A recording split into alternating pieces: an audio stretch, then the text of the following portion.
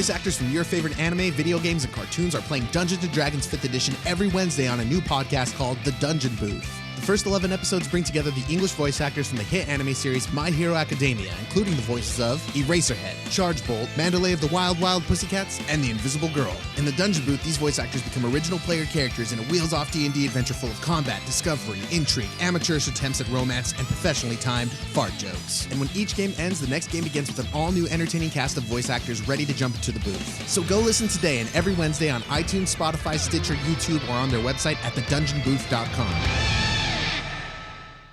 Hey everybody, welcome to the Dungeoncast. I'm Brian. And I'm Will. This is the podcast where we talk about everything Dungeons & Dragons, from mortifying mausoleums to mysterious music. And today we're talking about Minotaurs.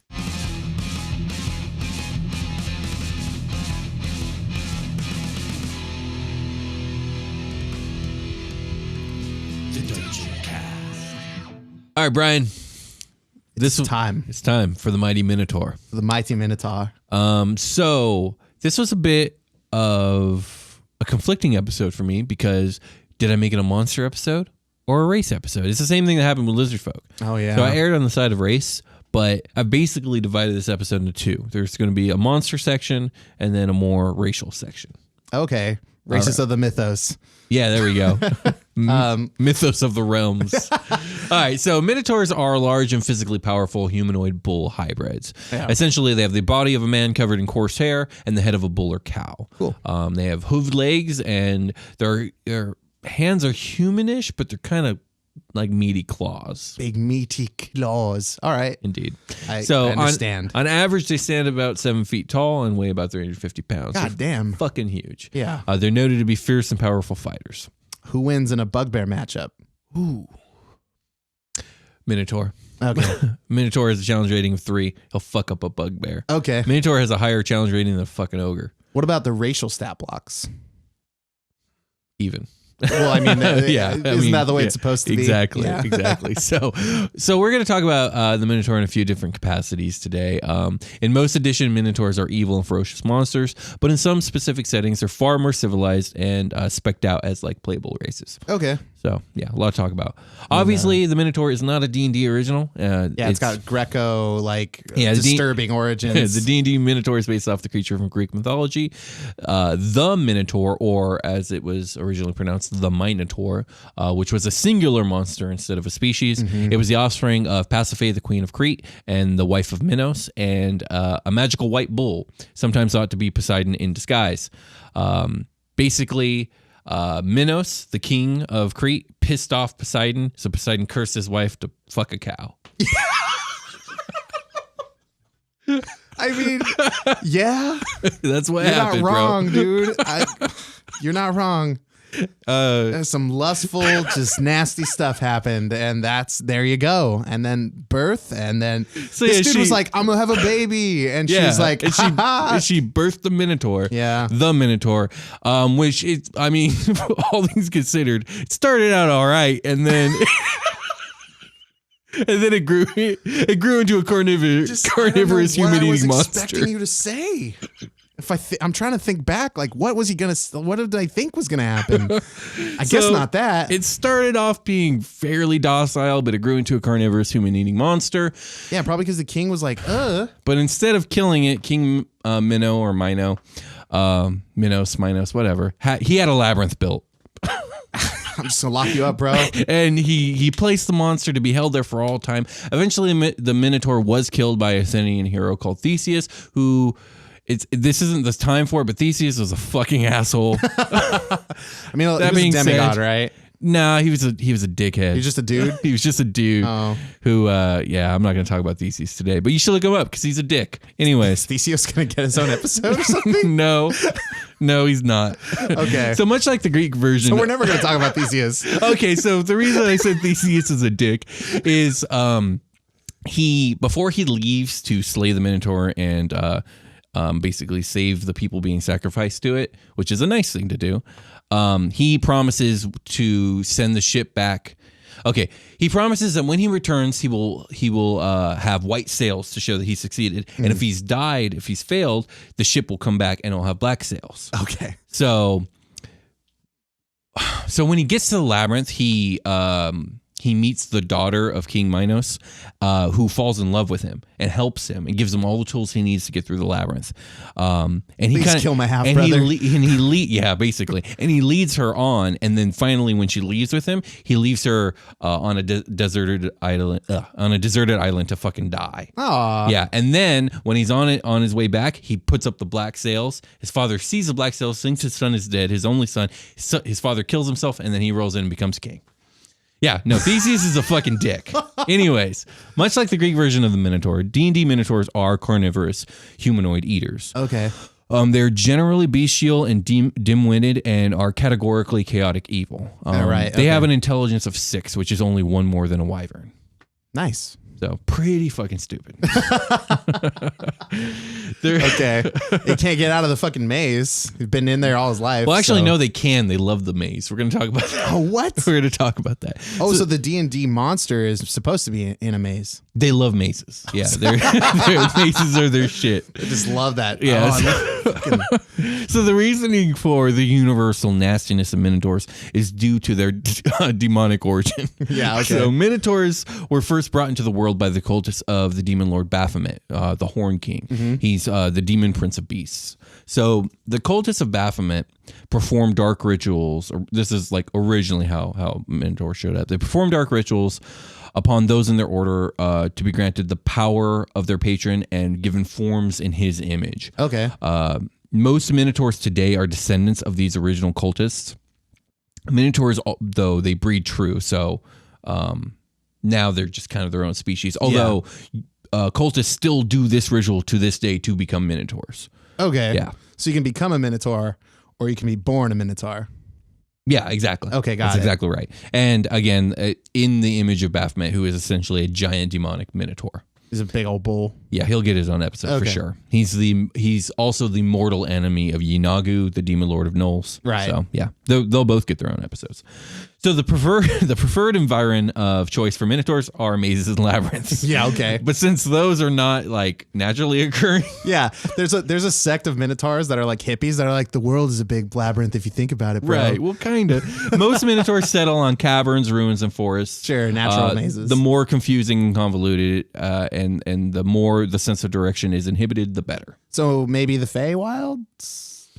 Maybe not really, but I could see that. Okay. Yeah, definitely I could see that. The reason for the reason that they love labyrinths is all Minotaurs have this uncanny and innate ability to both memorize and visualize all and any routes within their home. Wow. Okay. And they use this power to advantageously close in on their prey and ambush them. Okay. So despite being very, very unintelligent, they have this bizarre intelligence. They have like they're just really good at this particular thing. Exactly. So they're probably like excellent map makers. Yeah. And then of course the explanation for this uncanny ability is that Baphomet himself lives in a giant labyrinth in the abyss. Okay. But yeah. They're proficient in labyrinths. They're proficient in labyrinths. You fucking bet. So, though most Minotaurs live solitarily, some live in loose tribes. Their society is male-dominated, absolutely, with females basically being relegated to slaves. All young bulls are trained in combat from a young age and only obey their mothers as long as they can be physically dominated by their mothers. Okay. This has less to do with gender roles and more to do with just how Minotaurs fucking do everything. The strong rule.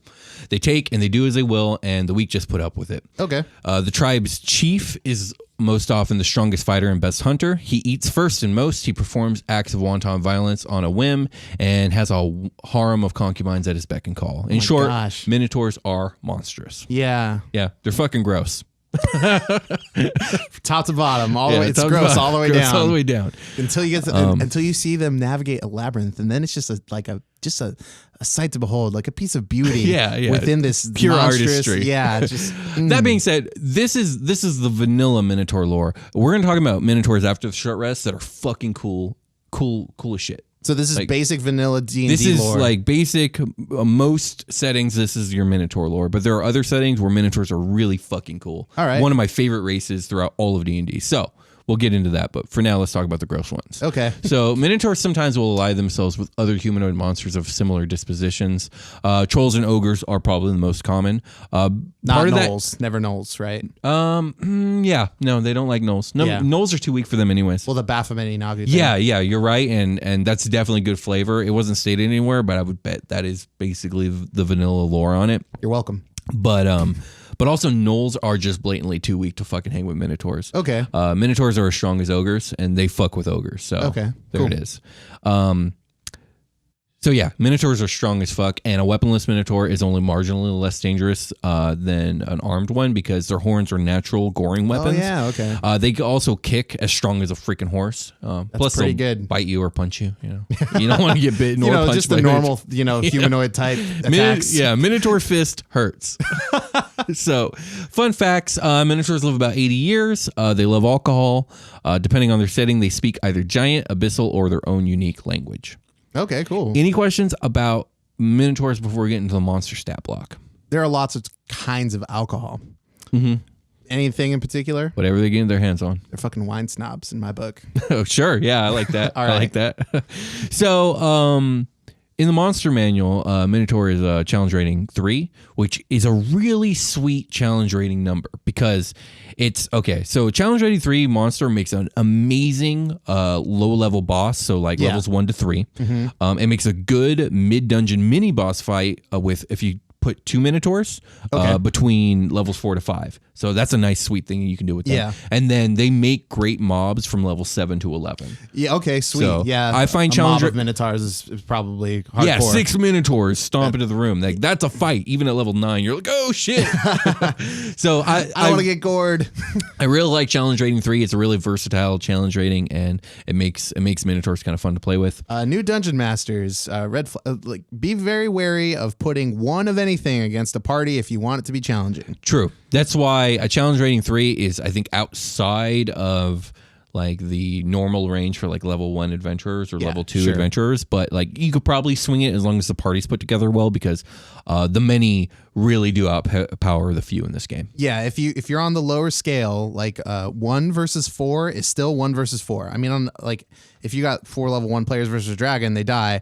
But it's not really that accurate in compared to real life because if you put like a full-grown man up against 4 10-year-olds, like you could put him up against 10 10-year-olds. Like, probably do okay. Nothing's going to take out that man. Like it's just not going to happen. But in D&D, it's not like that. Oh yeah, the battle mechanics take over. Indeed. But still, like just be careful if you're a new DM and you're like, oh yeah, I'll have my level 1 party fight the Minotaur. Don't be surprised if it gets taken down in like 2 rounds. Or 3 it can rounds. happen. Although the Minotaur is pretty beefy, so it's got 14 armor class, 76 HP, which is hard for level 1s to take down unless there's like 5 of them or so. Dark vision, of course. Speak abyssal. So some of the features, labyrinth, recall. The Minotaur can perfectly recall any path it has traveled. Charge, if the Minotaur moves at least 10 feet straight toward a target and then hits it with a gore attack on its same turn, the target takes an extra 9 or 2d8 piercing damage. Now that's enough to take out a level 1 character. Yeah, that's right pretty there. good. Yeah. If the target is a creature, it must succeed on DC 14, strength saving throw. Sorry for the audio. DC 14 strength saving throw, or be pushed 10 feet away and knocked prone. And then it has a feature called Reckless. At the start of its turn, the Minotaur can gain advantage on all melee attacks that it makes during that turn, but attack rolls against it also have advantage. So much like the Barbarian feature. Okay, yeah. So this creature does a lot of stuff that like really heckles level 1 characters. Yeah, so like maybe it is a good pick. I wouldn't use the Minotaur as a boss against level 1s unless there's 6 in the party. Okay. Level 2s, probably 5 in the party. Level 3s, 4 in the party. You're good. All right. Yeah. That's just me eyeballing it. Obviously, you want to adjust it and tailor it to your party. Yeah. But yeah, it's a cool, versatile challenge rating. I think Minotaurs are generally cool, except for this lore kind of sucks, but I mean, it doesn't suck. They're great monsters. Well, I'm sure like compared to what you've got coming up. I just really next. like the racial stats, especially Dragonlance Minotaurs are super cool. Okay. But we will talk about them after the short rest.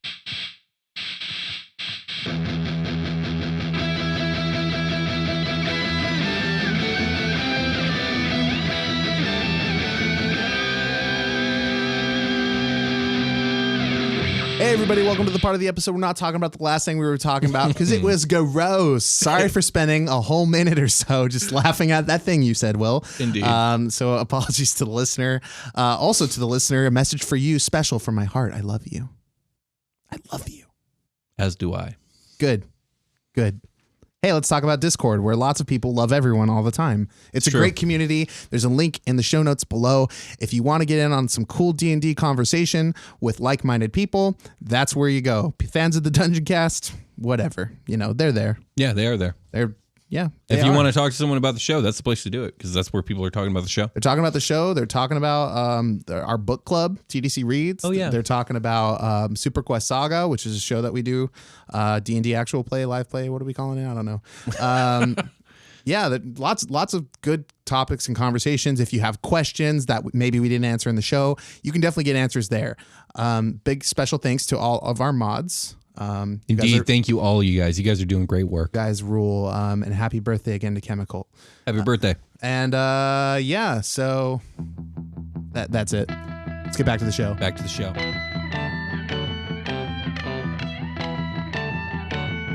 We've returned. Indeed, we have. We're about to talk about Minotaurs in a much cooler capacity, in my opinion. Yeah. So 4E had its own unique take on Minotaurs, as they had their own unique take on everything. Adding them as a playable race in like the third player's handbook or whatever. 4E portrays Minotaurs as beings in an internal conflict between discipline and madness. They share the same origin as being creations of Baphomet, but with higher intelligence levels and more free will. Okay.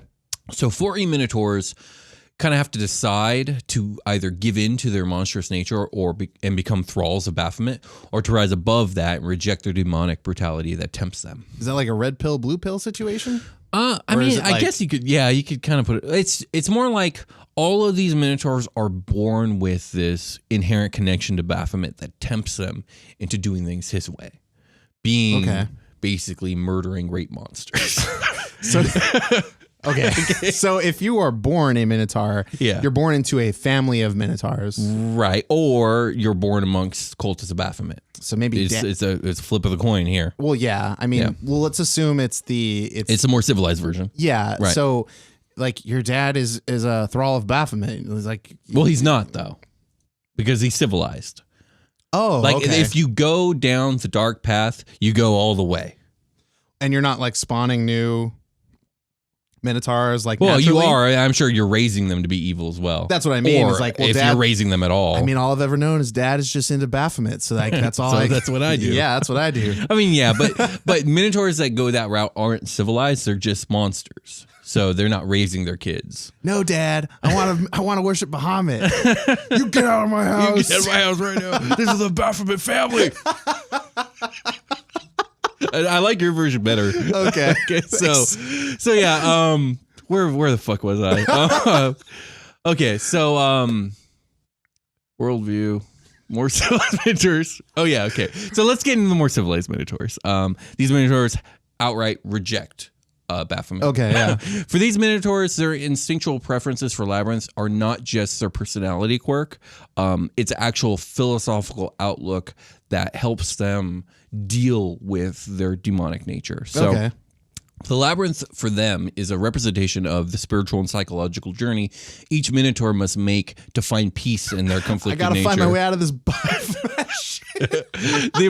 They have to navigate the perils of the self to transcend their bestial impulses. Right. These are the hippies I was talking about earlier. They're very sage-like in the way they live their lives. A more sophisticated version of the thing. Definitely. These Minotaurs seek structure and proficiency in all that they do. Nice. Basically, they seek to control all that they do and their environment. Like they take great pleasure in perfecting their talents and may spend their lives mastering trades and combat techniques. Okay. Failure to these Minotaurs is not seen as a flaw, but as an opportunity for growth, a way to better themselves and to just be better than what their forefather wanted them to be. Yeah, that makes sense. So all in all, 4E provides a Minotaur race with a strong duality, either this idea of like this fearsome killer versus a thoughtful learner. Mm-hmm. Any questions about the 4E Minotaur? No. That's a basic rundown. There's not like a lot of fleshed out lore. They came out pretty late in the game for 4E, But I thought it was pretty cool take. I really like the wholesomeness of the ladder thing. You know? Yeah, it's a unique take. It's not like any of the other Minotaur lore that I know about. Okay. And so I just really like the idea. It's a really cool thing that you can just blend right into your campaign, no problem. Yeah, that's how I picture as a racial, if there were Minotaurs in the campaign I was running, that's kind of the incorporation I would use. Yeah, it's definitely a great rendition. So let's move on to Dragonlance, which has their own rendition of Minotaurs. And to me, it's the most iconic and the most compelling version of the Minotaur. But that's just my opinion. Okay. Also, bizarrely, it's my first introduction to Minotaurs as a kid. Like, I never even knew Minotaur as a Greek thing until like my teen years. Oh. Like my introduction to Minotaurs was the Dragonlance books, The Legend of Huma, and the spin-off novel Kaz the Minotaur, which I highly recommend. And if you like Minotaurs, definitely read those books. Yeah. Because Kaz is the dopest Minotaur ever. So you ever. found out the dark origins of the Minotaur and you were like, she did what? Well, oh yeah, I was like, whoa, I didn't know that's where Minotaurs came from. Hey, whoa. I thought they were really cool, honorable warriors. Slow down. Indeed. So rather than being conflicted between brutality and civility, Dragonlance Minotaurs are this bizarre blend of cruel ferocity and orderly conduct. So Baphomet is not a thing in Dragonlance. It doesn't exist. Okay. Minotaurs are not demonic in any way. They are a result of an object known as the Greystone passing through the world of Kryn. Okay. I gotta explain this now because it doesn't make sense otherwise. So in the world of Dragonlance, the gods came from this all-father deity called Chaos. Okay. He was like Chaos incarnate. They made the world, the gods made the world and all this, and Chaos fucking hated it because it's so stagnant and not chaotic. Yeah, so all this law. Yeah, so he did a bunch of stuff to fuck with it. But all in all, he kind of just left them to their devices. At one point, one of the gods named Rorix, who's like the major deity of the dwarves in Dragonlance, wanted to harness some of his father's powers. Okay. And so he took a drop of Chaos's blood and encased it into this magical stone that he created because he's the greatest crafter in the universe. As a matter of fact, Rorix forged the earth with his hammer. Nice. He's really cool. But he made a mistake. He didn't realize that like entrapping some of Chaos was entrapping all of Chaos because Chaos is like all and nothing. Okay, sure. So by doing this, he accidentally encased his father in this Greystone. And, and then the Greystone became just infused with this like inherent chaotic power that can't be controlled. Is it like one of those things where like, is it Chaos is now just here and is emanating from here, or Chaos is here and everywhere all the time, or whatever? It's Chaos is trapped in this gem, and this gem has all the powers of the Allfather. Oh man, so the Allfather's super pissed. Oh yeah, very much so. There's a whole storyline where he gets the fuck out. Oh man, it's a great storyline. You know that theory where if you put a bunch of monkeys in a room full of typewriters, eventually they'll like type the script to the Wizard of Oz. Yeah, and like the Allfather fucking hates the Wizard of. He read its script and he's like, "This sucks." Right. Yeah, I can see that. So basically, the Greystone can't be controlled, and it slipped out of Rorix's grasp and into the world of Kryn. Okay. And basically, it just shows up every once in a while and fucks shit up. And one of the things it did is it showed up amongst the Ogre Empire. I think we talked about that in the Ogre episode. It transformed a whole bunch of them into Minotaurs, and that's where Minotaurs come from. They're just ogres. They're just they used to be ogres, but also remember, ogres aren't the same thing in this world. Well, it rewrote. Yeah, it rewrote the laws of physics. Yeah, basically. exactly. Yeah, that's exactly what it did. Well, all things I said earlier aside, that's fucking cool. The thing cool. You just said. Yeah, that's what I thought. Yeah. So that that all said, implying. Oh yeah. So that's where Minotaurs come from. And just as a side note, implying to a Dragonlance Minotaur that they are in any way related to a cow is a quick way to be fucking murdered. Oh, they take serious offense at that. So yeah. Nice. Okay. So Dragonlance Minotaurs have a kingdom on two large neighboring islands called Mythos and Kothas. They are infamous for being ruthless and having amazing martial prowess, and also for being the greatest sailors in all of Kryn. Nice. That's really cool. Yeah. Their society is based off of a might makes right philosophy, but not in the cliche way of barbarians. How do I explain this? Okay. So firstly, part of this might makes right concept is cunning is a key component for Minotaurs. Intelligence is a cultivated attribute amongst them that's as important as physical strength when it comes to combat. Sure. Secondly, when it comes to this might makes right, honor is a major cornerstone of their society. So Minotaurs are true to their word. They obey the laws and the hierarchies, not because of the physical threat of their superiors, but because the precepts of their society demand it to be so. Cunning is lauded, but dishonorable lies, trickery, or cowardice are unacceptable behaviors fit only for the lesser races in Minotaur eyes. Okay. The Minotaurs are ruled by an emperor, and beneath the emperor, a council known as the Supreme Circle of Eight. Each of these posts are won by the cleverest and strongest of the Minotaurs in a combat trial known as the Circus.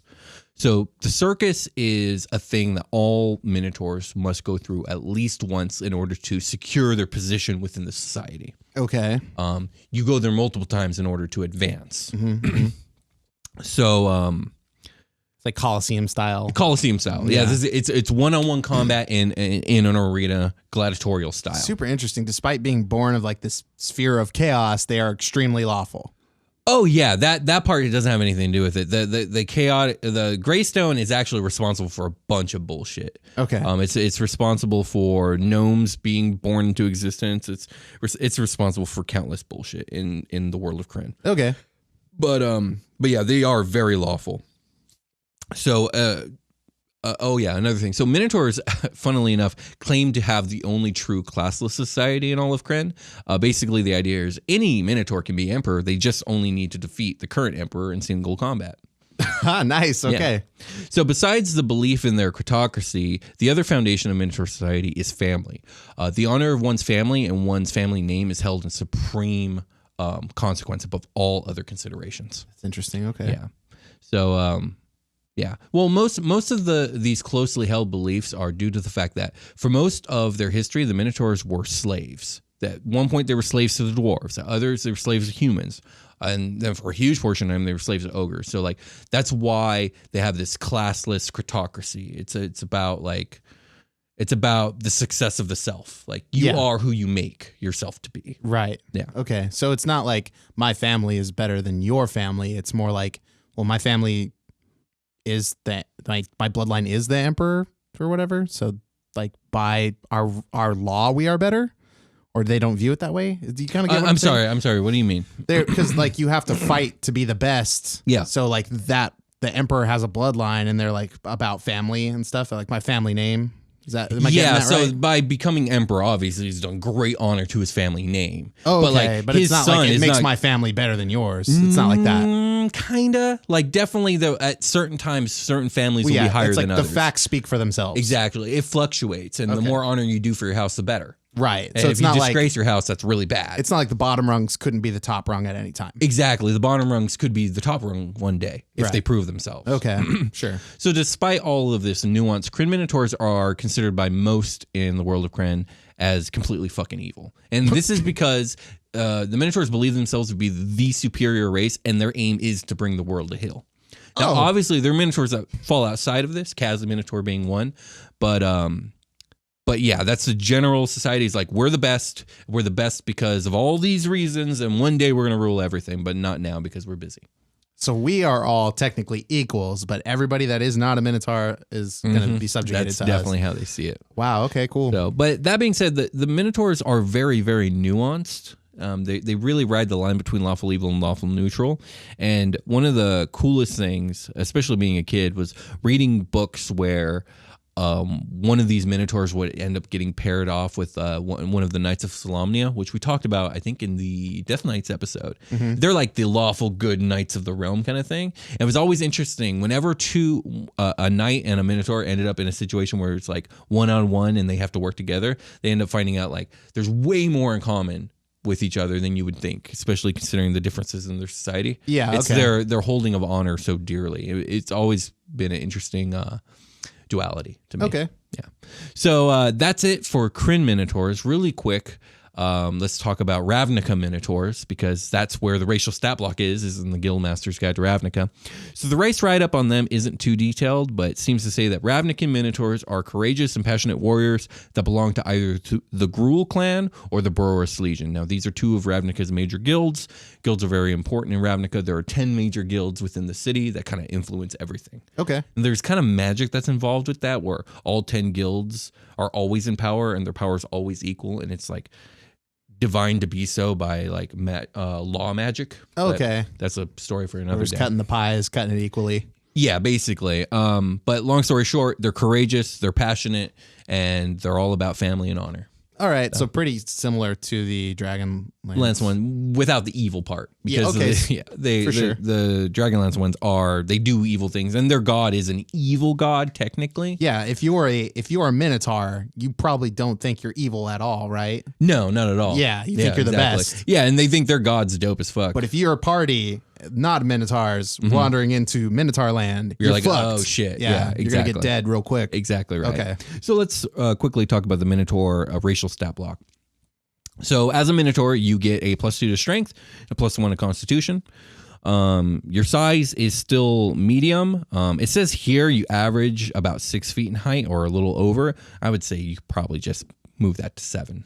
Yeah, like Minotaurs are fucking huge. Yeah. Speed's about 30 feet. Their horns are natural melee weapons that deal 1d6 plus your strength mod of bludgeoning damage. I think that should be piercing, personally. Well, yeah, you're gonna really bludgeon weird. with a sharp. Yeah, with your horn? fucking horn. Yeah, Let me bludgeon you with this spear. Yeah, exactly. You definitely make that piercing damage. You have a goring rush ability. Immediately after you use the dash action on your turn and move at least 20 feet, you can make one melee attack with your horns as a bonus action. Isn't that like a feat you can do? Isn't that a feat you take? Like maybe. a tackle or I whatever? think so. Yeah, you just get it as a Minotaur, which is pretty awesome. cool. Yeah, especially like as a fighter, it's like, oh yeah, I use the dash action to get into the action, and I get that nice little bonus attack. Also, I want to stab that guy. Yeah, also that, yeah. I guess you could bludgeon people with the horn if you like, because it's actually that curve part or whatever. It's actually even more powerful because you also get a feature called hammering horns. Okay. Immediately after you hit a creature with a melee attack as part of your attack action on your turn, you can use a bonus action to attempt to shove the target with your horns. Oh, I guess this is a separate thing. I thought it was attached, but I guess not. The target must be no more than one size larger than you are, so large, and within 5 feet of you, unless it succeeds on a strength saving throw against a DC equal to 8 plus your proficiency bonus plus your strength mod, you push it 10 feet. So you got a nice little bonus pushing attack. That's pretty cool. You have a feature called Imposing Presence. You have proficiency in one of the following skills of your choice: Intimidation or Persuasion. Persuasion is more on the Ravnica side of things. Like if you're playing anything but a Ravnica Minotaur, you probably just make it Intimidation personally. But obviously, it's your world. Do what you want. Yeah, okay. Languages you can speak, read, and write Common and Minotaur. Again, that's Ravnican. If you're going with a more like traditional D&D, probably Abyssal. Yeah. And I do think that Minotaurs have their own language in the World of Kryn. My camera just shut off. But we're at the end of the episode anyways. So that being said, I think we can get ready for a long rest unless you have any other questions about Minotaurs. I have one question. Yeah. I've been saving it for a while. Mm-hmm. I'm just assuming based off of everything that we talked about, that there is no difference from female to male Minotaurs. Like, you know, a bull has horns, a cow does not, sort of deal. Female Minotaurs do have horns. Well, yes. yeah, okay. It's just, everything's just slighter and slightly smaller. Sure. Yeah. Okay. That's about it. Yeah. That was my one question. Okay, there you go.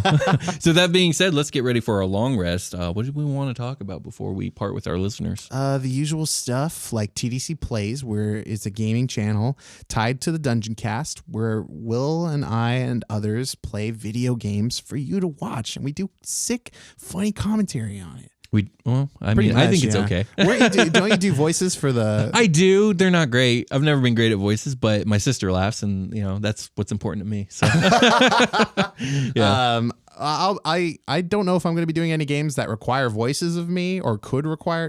Nothing's going to require anything. This is everything we want to do. Indeed. So, like, if it comes up, I'll do voices because I'm okay at voices. So, but I'm going to do Mega Man. I might have done Mega Man. I don't know where we are. Yeah, by the time this episode airs, we'll see. Probably some Smash will be up there. Life finally. is an amalgamation of scheduling conflicts. Oh yeah, I'm doing Zelda too these days too. Yeah, that we got a seems lot of cool stuff. interesting. Yeah, it'll be fun. Yeah, we do lots. Go check that out. Please give us a subscribe if you want to help us out. Mm-hmm. That goes for our normal YouTube channel. Are we having like a 10K party? Because we're definitely going to be approaching 10K. Yeah, by the time this episode airs, maybe like I don't even know. We'll do something. Yeah, I mean, I was being an optimist when I would say that before. I'd be like, who knows? Maybe we hit it. But like, no, we're definitely going to hit it anytime now. Yeah. Thank you guys so much for helping us get to 10K on YouTube. Our listenership is spread out amongst many platforms since we are a podcast first product. But we really appreciate everybody that goes onto YouTube and watches. It really helps me and Will out a lot. Well, let's talk about our social media platforms. Twitter. Yeah. At the Dungeoncast. Indeed. Instagram, the Dungeoncast. Go find us there. We post stuff about the show, about our lives, memes, whatever. News, polls. Are you still doing? Yeah, I do polls from time to time. That's how we ended up with the Vecna episode. Cool. Yeah. Awesome. Sick. Thank you guys for voting about Vecna. Let's see. Super Quest Saga, a actual live play. God. We play D&D. We film it. Yeah. It's in space. It's pretty fucking fun. I'm having a good time. Yeah, thank you, Josh Freeland and Jacob Casada. Yeah, we got links for all these things in the description. Yeah, and thank you to our sponsors. If you are interested in ad space for the show, we have spots at far in the future for the front of the show, but we have short rest and end of the episode ad space. Please feel free to hit us up, thedungeoncast@gmail.com if you are interested in inquiring about that. We will discuss ad rates and space availability with you. Other than that, thank you guys so much for listening to the show. We really do appreciate it, and we will catch you next time. All right. I think we will call it a game. Talk to you guys later.